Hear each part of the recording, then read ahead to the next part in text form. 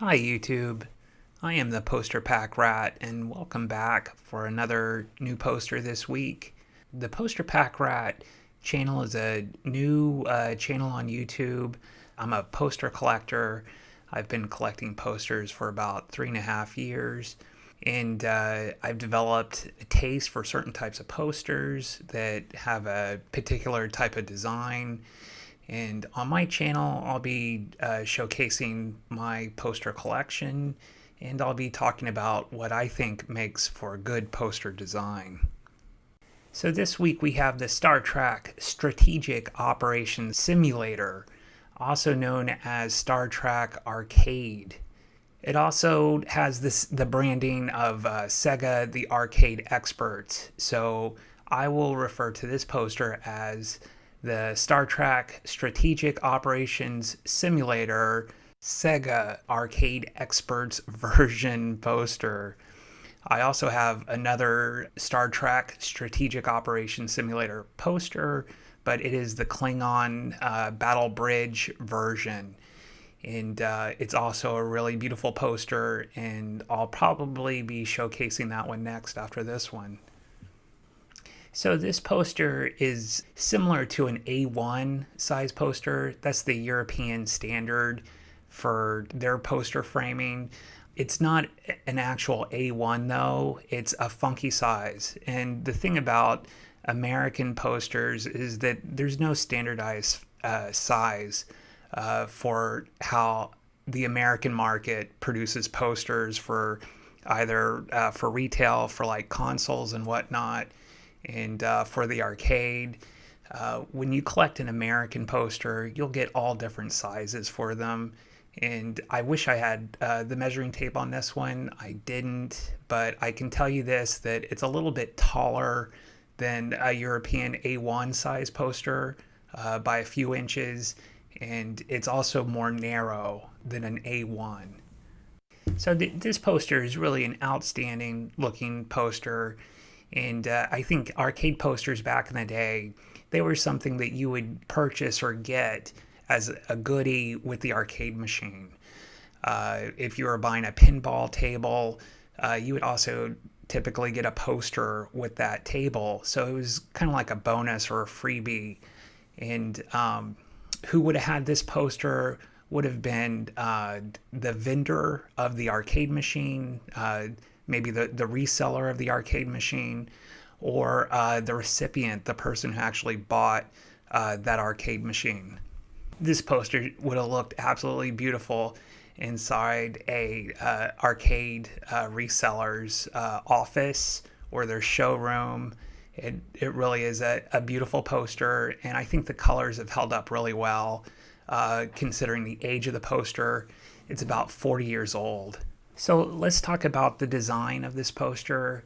Obviously, the Sega branding at the bottom of it is very bold. Sega, the arcade experts.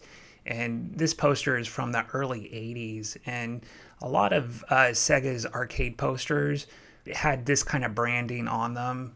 They're very similar, like in Buck Rogers and some other popular Sega arcade games of this era of the early 80s. This one's no exception, and I think Sega was just trying to get their name out there. They were competing with the likes of Atari and Bally and Midway, and I think they were still a bit new to the scene, although they probably arrived in the late 70s. They had a longer presence, I believe, in Japan first before entering the American market. So the branding is really strong here from Sega. You know, with this game, with Star Trek, you know, they're kind of riding on the coattails of a very strong, recognizable brand in Star Trek. So by them acquiring the rights and producing a great arcade game based on that brand, they were really putting their name out there. That's something that I like about this poster, and that it not only represents Star Trek, but it also represents Sega. So from the Sega branding, my eye just kind of works its way up, and I see the Klingon ship totally getting hammered by the Enterprise. And above that, I also see that the Enterprise is also being attacked. So The Enterprise is both attacking and defending, and it really represents this arcade game really well. So the art is very strong here, and I feel like I'm a spectator watching this space combat between the Federation and the mighty Klingon Empire. And it's a very good piece of art that represents this game.